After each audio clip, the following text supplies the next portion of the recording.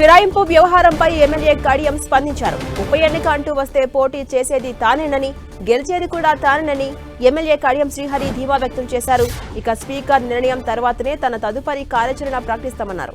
అభిమానులు, కార్యకర్తలు, న్యాయ నిపుణుల సలహాతోనే ముందుకెళ్తామన్నారు కడియం శ్రీహరి.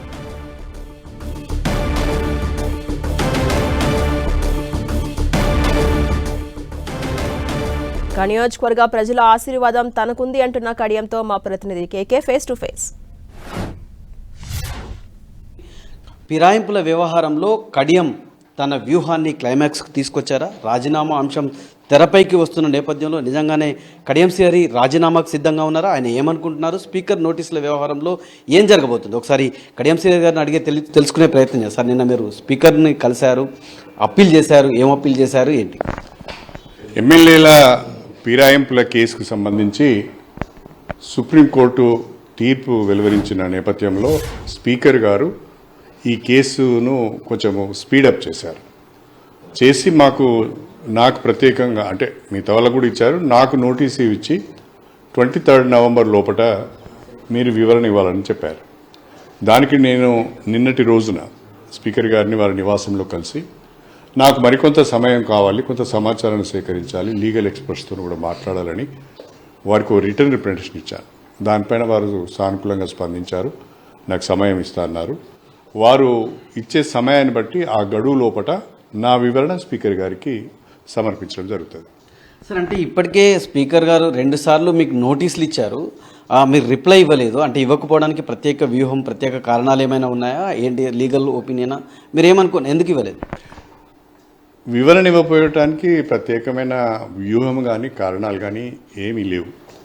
కాకపోతే నా నియోజకవర్గ ప్రజలతోని, కార్యకర్తలతోని, శ్రేయోభిలాషులతోని, న్యాయ నిపుణులతోని సంప్రదించాలి, వివరణ అనేది సరిగా ఇవ్వాలనే ఉద్దేశంతో ఆగానే తప్ప ప్రత్యేకత ఏమీ లేదు. నాకున్న సమాచారం మేరకు ఒకవేళ స్పీకర్ గారు డిస్క్వాలిఫై చేసినా మళ్ళీ వచ్చే తక్షణమే జరిగే ఉప ఎన్నికలలో పోటీ చేసే అవకాశం ఉంటుంది. కాబట్టి ఒకవేళ స్పీకర్గా ఆ నిర్ణయం తీసుకుంటే, డిస్క్వాలిఫై చేసే నిర్ణయం తీసుకుంటే తప్పకుండా ఉప ఎన్నికలు వస్తే పోటీ చేస్తారు. సో మీరే పోటీ చేస్తారా? ఖచ్చితంగా మీరే కడియం శ్రీహరి పోటీ చేస్తారా?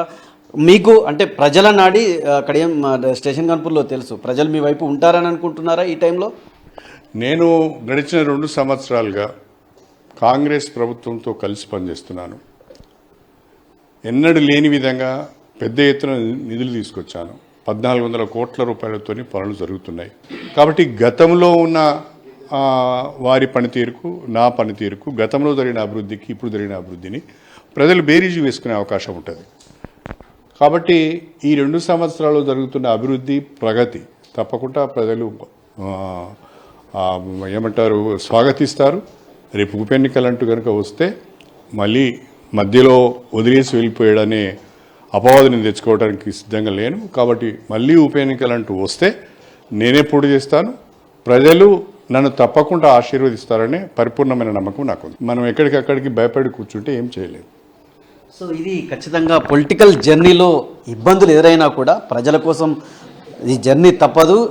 ఎలాంటి విషయాలైనా ఫేస్ చేస్తాను. ఉప ఎన్నికలు వస్తే ఖచ్చితంగా ఉప ఎన్నికల్లో నిలబడేది నేనే, గెలిచేది కూడా కడియం శ్రీహరి, ప్రజలు ఆదరించేది కూడా కడియం శ్రీహరి నేనే అని గంటాపదంగా కడియం శ్రీహరి చాలా ఆత్మవిశ్వాసంతో చెప్తున్నటువంటి సిచ్యువేషన్ ఉంది. కెమెరామెన్ సునీల్తో కేకే 10 TV వరంగల్.